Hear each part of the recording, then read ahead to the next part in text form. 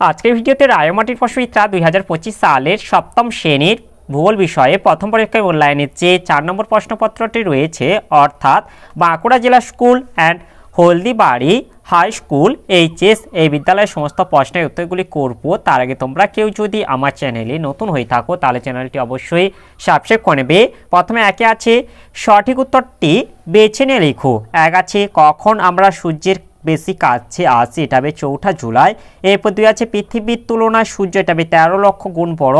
এরপর 3 আছে অক্ষরেখাগুলি হলো, এটা হবে পূর্ণবৃত্ত। এরপর 4 আছে বায়ুর চাপ মাপার যন্ত্র হলো, এটা হবে ব্যারোমিটার। এরপর 5 আছে এশিয়ার কোন জলবায়ু অঞ্চলে ঘন চিরহরিত অরণ্য দেখা যায়, এটা হবে নিরক্ষীয়। এরপর 6 আছে পৃথিবীর বৃহত্তম বনভূমি, এটা হবে তৈগা। এরপর 2 দিকে আছে নিচের প্রশ্নগুলি 2 এক কথায় উত্তর দাও যে কোনো 4টি। এক আছে কোন তারিখটিকে মহাবিষুব বলা হয়, এটা হবে 21শে মার্চ। এরপর 2টা আছে পৃথিবীর বৃহত্তম তৈলখনি কোনটি, এটা হবে খাওয়ার হবে।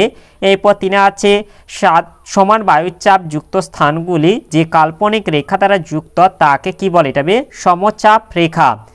এরপরে 4টা আছে চীনের ধানের গোলা কাকে বলে, এটা হবে হুনান প্রদেশকে চীনের ধানের গোলা বলা হয়। এরপর 5 আছে টোকিও ইয়োকোহামা শিল্পাঞ্চলের অপর নাম কি, এটা হবে কিহিন শিল্পাঞ্চল। এরপর 6 আছে কোন মালভূমিকে পৃথিবীর ছাদ বলা হয়, এটা হবে পামের মালভূমিকে। এরপর 3টা আছে নিচের প্রশ্নগুলির সংক্ষিপ্ত উত্তর দাও যে কোনো 2টি। এক আছে পৃথিবীর কক্ষপথ বলতে কি বোঝো, এর উত্তরটি হলো পৃথিবী যে নির্দিষ্ট পথে সূর্যকে পরিক্রমণ করে চলেছে তাকে পৃথিবীর কক্ষপথ বলে। এরপরে 2টা আছে পৃথিবীর মেরু কয়টি, এটা হবে পৃথিবীর মেরু 2টি। এদের নাম কি, এদের নাম হলো উত্তর মেরু ও দক্ষিণ মেরু। এরপর 3টা আছে কোন 2টি নদীর মিলিত প্রবাহ সাত এল আরব, এটা হবে টাইগ্রিস ও ইউফ্রেটিস নদীর 2টি মিলিত প্রবাহ, এটা হবে সাত এল আরব। এরপর 4টা আছে নিচের প্রশ্নগুলির সংক্ষিপ্ত ব্যাখ্যামূলক উত্তর দাও যে কোনো 2টি। এক আছে অপসুর ও অনুসুরের মধ্যে পার্থক্য লেখো, এর উত্তরটি হলো অপসুর অনুসুর বিষয় 1 তারিখ 4 জুলাই, এটা হবে 3রা জানুয়ারি। এরপর 2টা আছে সূর্য থেকে পৃথিবীর দূরত্ব প্রায় 15 কোটি 20 লক্ষ কিমি, এটা হবে প্রায় 14 কোটি 70 লক্ষ কিমি। এরপর 3টা আছে সূর্যের আকার দূরতম অবস্থান বলে সূর্যকে ছোট দেখায়, এটা হবে নিকটতম অবস্থান বলে সূর্যকে বড় দেখায়। এরপর 4 আছে পরিক্রমণের বেগ অপসুর অবস্থানে পৃথিবী পরিক্রমণের বেগ সামান্য হ্রাস পায়, অনুসুর অবস্থানে পৃথিবী পরিক্রমণের বেগ সামান্য বৃদ্ধি পায়। এরপর 5টা আছে পৃথিবীর মেরুরেখার অবস্থান পৃথিবীর মেরুরেখা কক্ষপথের ভিতরের দিকে অবস্থান করে, এটা হবে পৃথিবীর মেরুরেখা কক্ষপথের বাইরের দিকে অবস্থান করে। এরপর 6টা আছে ঋতু এই সময় উত্তর গোলার্ধে গ্রীষ্মকাল ও দক্ষিণ গোলার্ধে শীতকাল, এই সময় উত্তর গোলার্ধে শীতকাল ও দক্ষিণ গোলার্ধে গ্রীষ্মকাল। এরপরে 2টা আছে সমচাপ রেখার যে কোনো 3টি বৈশিষ্ট্য লেখো, এর উত্তরটি হলো সমচাপ রেখার বৈশিষ্ট্যগুলি হলো এক হচ্ছে সমচাপ রেখায় বায়ুচাপগুলিকে মিলিবার এককে প্রকাশ করা হয়, পৃথিবীতে বায়ুচাপ সাধারণত 980 মিলিবার থেকে 1050 মিলিবার।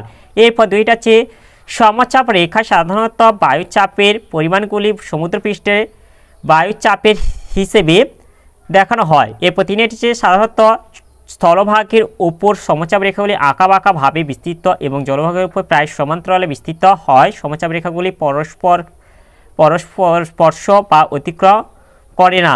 এরপরে 4টা আছে সমচাপ রেখাগুলি যেখানে পরস্পরের খুব কাছাকাছি চলে আসে সেই অঞ্চলে বায়ুচাপে পার্থক্য বেশি হয়। ঘন সন্নিবিষ্ট সমচাপ রেখার অর্থ হলো বায়ুপ্রবাহের গতিবেগের প্রাবল্য। এরপর 5টা আছে সমচাপ রেখাগুলি সাধারণত পূর্ব থেকে পশ্চিমে বিস্তার লাভ করেছে। এরপর 6টা আছে নিরক্ষরেখা থেকে ক্রমশ উত্তর বা দক্ষিণে সমচাপ রেখাগুলির মান বাড়তে থাকে। এরপর 7টা আছে সর্বোচ্চ ও সর্বনিম্ন বায়ুচাপ উত্তর গোলার্ধের স্থলভাগের উপর দেখা যায়। তোমরা এগুলি থেকে যে কোনো 3টি বলে দেবে।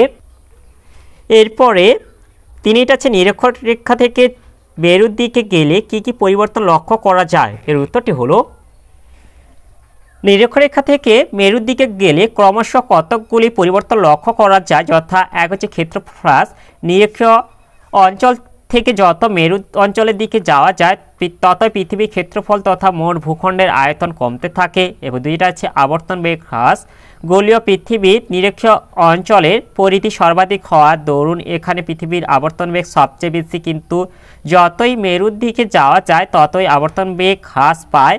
উভয় মেরুতে এই আবর্তন বেগ প্রায় শূন্য হয়ে যায়। এই প্রতিনিধিটা আছে তির্যক সূর্যালোক পৃথিবী তার অক্ষের সঙ্গে 66 ডিগ্রি কোণে হেলে অবস্থান করে।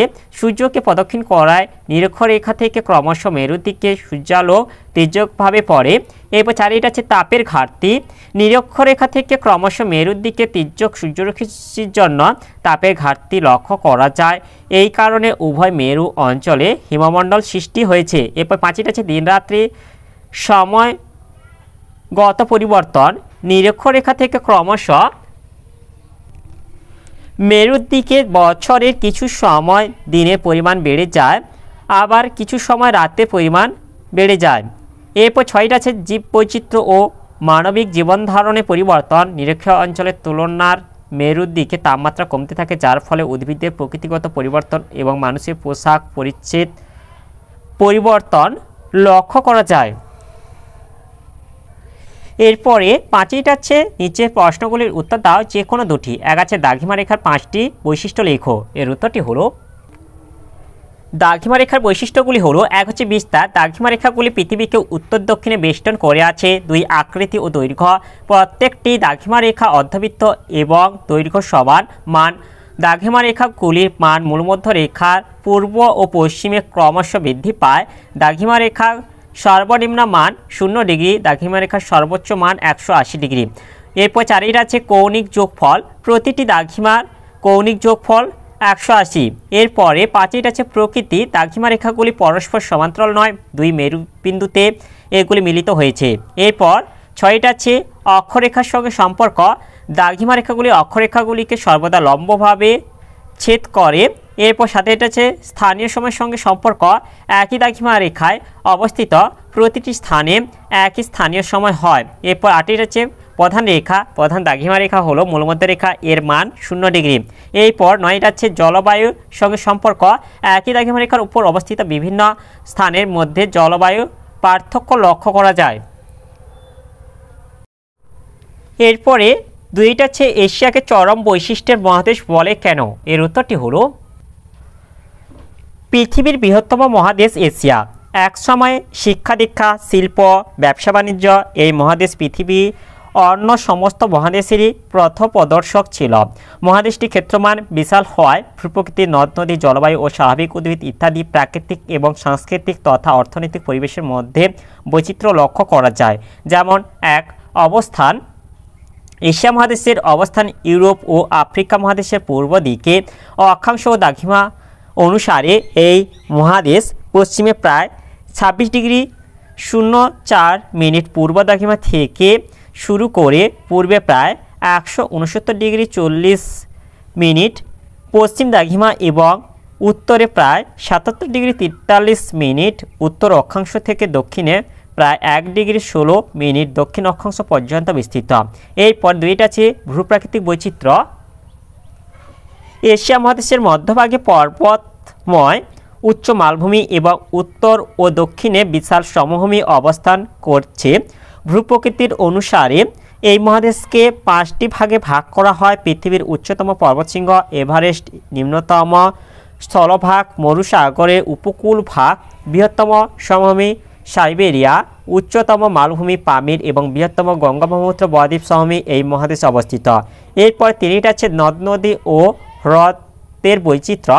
এই মহাদেশে তুষারগলা জলে পুষ্ট অসংখ্য নদ নদীর যেমন রয়েছে তেমনি অতি ক্ষুদ্র অন্তর্বাহিনী নদীও রয়েছে।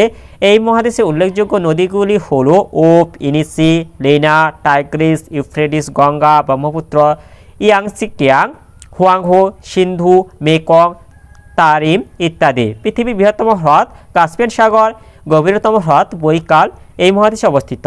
এরপর চারিটা আছে ভূগাঠনিক বৈচিত্র্য। সমগ্র মহাদেশটি প্রাচীন ভূখণ্ড অর্থাৎ আঙ্গারল্যান্ড ও গন্ডোয়ানাল্যান্ডের সমন্বয়ে গঠিত হলেও নবীন ভঙ্গিল পর্বত হিমালয়ের অবস্থান ভূগাঠনিক বৈচিত্র্য সৃষ্টি করেছে। অপরদিকে সুন্দরবন অঞ্চলের মতো অনেক অঞ্চলে বদ্বীপ গঠনের কাজ এখনও চলছে। এরপরে পাঁচেইটা হচ্ছে জলবায়ু বৈচিত্র্য। বিশাল মহাদেশের বিভিন্ন অংশে ভিন্ন ভিন্ন ধরনের জলবায়ু দেখা যায়।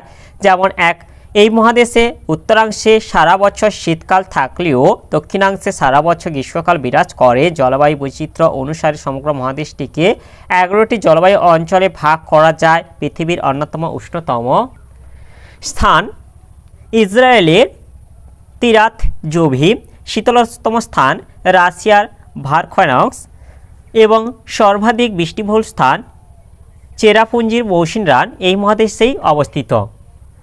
এরপরে ছয়টা আছে স্বাভাবিক উদ্ভিদের বৈচিত্র্য। জলবায়ু বৈচিত্র্যের উপর নির্ভর করে এখানে স্বাভাবিক উদ্ভিদের বিভিন্নতা ও চোখে পড়ার মতো। পৃথিবীর বৃহত্তম সরলবর্গীয় বনভূমি তৈগার অবস্থান যেমন এই মহাদেশে, তেমনি আবার উদ্ভিদশূন্য থর তাকলামাকান ও গোবি মরুভূমির অবস্থানও এই মহাদেশে। এরপর সাথেটা হচ্ছে জনবন্টনের বৈচিত্র্য। বিশ্বের সর্বাধিক জনবহুল মহাদেশ হলো এশিয়া। এই মহাদেশটির বিভিন্ন স্থানের জনঘনত্বের বৈচিত্র্য লক্ষণীয়। যেমন দক্ষিণ পূর্ব এশিয়া সর্বাধিক ঘন বসতিপূর্ণ অঞ্চল হলেও সাইবেরিয়া তুন্দ্রা অঞ্চল প্রায় জনমানবহীন। চীন ও ভারতের মতো বৃহত্তম জনবহুল দেশ দুটিও এশিয়া মহাদেশে অবস্থিত। এরপর আটটা হচ্ছে সামাজিক ও অর্থনৈতিক গুরুত্ব। ভৌগোলিক পরিবেশের বৈচিত্র্য কৃষি, শিল্প প্রভৃতি অর্থনৈতিক ক্ষেত্রগুলিতে বিভিন্নতা সৃষ্টি করেছে। এখানে জাপান, চীনের মতো উন্নত দেশগুলির সঙ্গে আফগানিস্তান, লাওসের মতো অনুন্নত দেশের সহাবস্থান লক্ষ্য করা যায়।